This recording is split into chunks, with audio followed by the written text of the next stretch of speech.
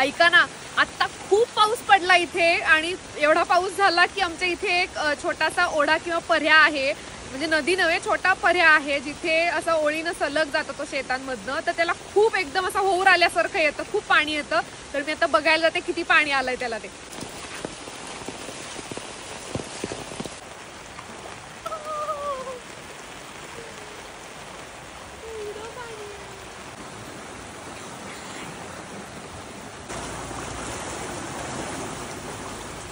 हे पर्याचं पाणी आता तुम्हाला लाल दिसत असेल, कारण हे म्हणजे सलग खूप वेळ जेव्हा पाऊस पडतो, भरपूर पाऊस पडतो, तर तेव्हा हे पाणी लाल येतं. पहिल्या वावराचं पाणी जे असतं ते असं लाल असतं, कारण सगळीकडनं हे माती गोळा करत करत लाल माती हे पाणी पुढे जात असतं.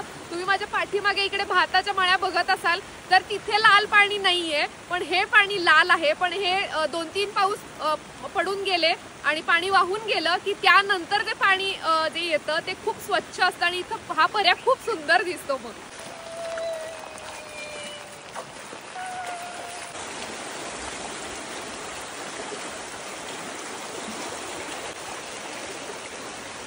तुमच्याकडे पण आला की नाही वाहूर?